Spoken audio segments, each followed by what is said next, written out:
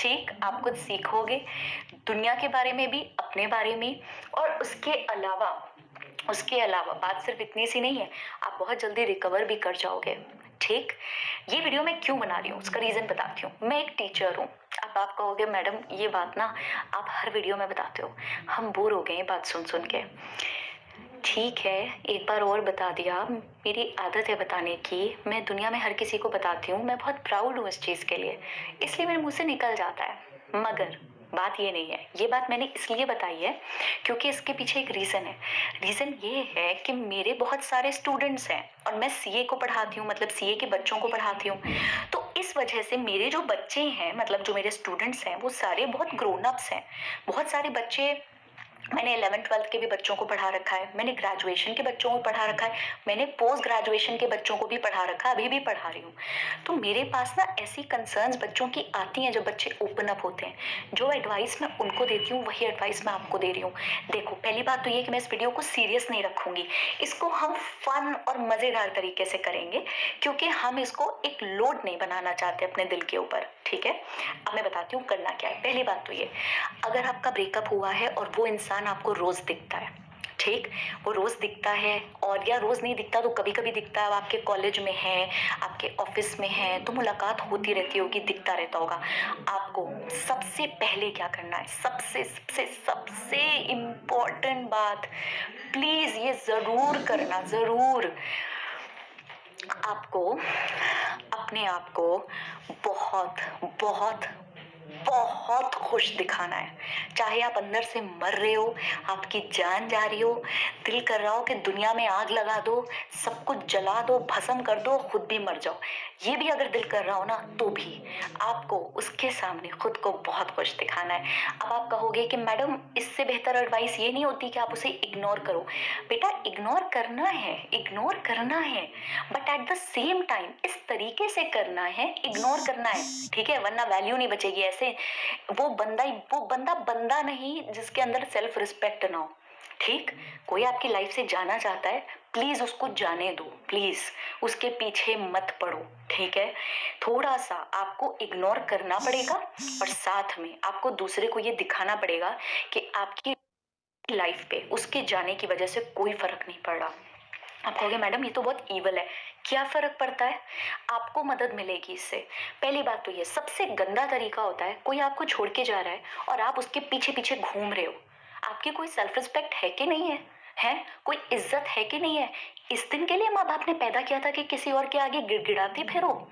नहीं ना, तो फिर अपनी इज्जत बचाओ। ठीक है, थोड़ा सा दूसरों के आगे हाथ पैर जोड़ना बंद करो। ये जो आदतें हैं ना लोगों की, मैंने देखा है, मैंने अपने स्टूडेंट्स को देखा है।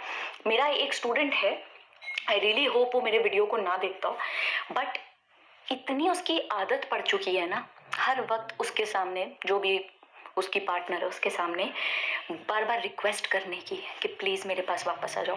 ऐसे में दूसरा इंसान आपकी कभी रिस्पेक्ट तो कर ही नहीं सकता, क्योंकि जो इंसान खुद की रिस्पेक्ट नहीं कर सकता उसकी कोई और कैसे रिस्पेक्ट करेगा, है ना? आप अपनी रिस्पेक्ट नहीं कर रहे हो अगर आप बार बार गिड़गिड़ा रहे हो उस इंसान के सामने। आपको गिड़गिड़ाना नहीं है, ठीक है, we understand you love that person, we understand that, okay, but what can we do about it? अगर दूसरा इंसान आपके साथ नहीं रहना चाहता, ये उसकी चॉइस है। आपकी चॉइस ये है कि आप खुद को कैसे मेंटेन करते हो।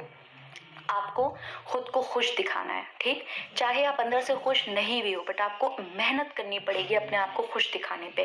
ठीक, उसके अलावा आप क्या कर सकते हो?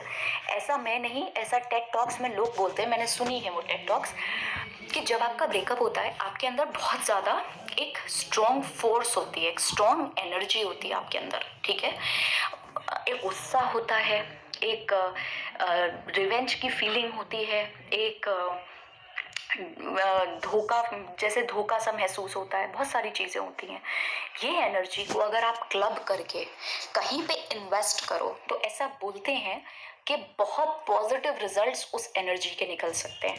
तो अगर आप बहुत टाइम से कुछ सोच रहे थे करने की, आप सोच रहे थे कि आप जिम जाओगे, आप सोच रहे थे कि आप बिजनेस स्टार्ट करोगे, आप सोच रहे थे आप कोई नया कोर्स करोगे, नाउ इज द टाइम, अब करो। जो अब तक नहीं कर पा रहे थे, क्योंकि रिलेशनशिप के डिमांड्स होते हैं, आपको टाइम देना पड़ता है, एनर्जी स्पेंड करनी पड़ती है, बहुत कुछ इन्वेस्ट करना पड़ता है। अभी आपके पास वो सारा कुछ बचा हुआ है, अलग रखा है, उसको इस्तेमाल करो, उसको वेस्ट मत करो। ये जो एनर्जी है, आपको ये नेगेटिव महसूस हो रही है, नेगेटिव है नहीं, आप ट्राई तो करो, ठीक है? आप ट्राई करो, इसको कहीं स्पेंड करो, इसको कहीं ल्यूक्रेटिव तरीके से स्पेंड करो। ल्यूक्रेटिव का मतलब होता है प्रॉफिटेबल, प्रॉफिटेबल तरीके से इसको स्पेंड करो, ठीक है? और हाँ, दूसरे को आपको आपको गिड़गिड़ाना नहीं है, आपको खुश रहना है। और हाँ, ये जो फीलिंग है ना, that I am feeling incomplete, ये गुजर जाएगी। थोड़ा वक्त दो खुद को, ये गुजर जाएगी।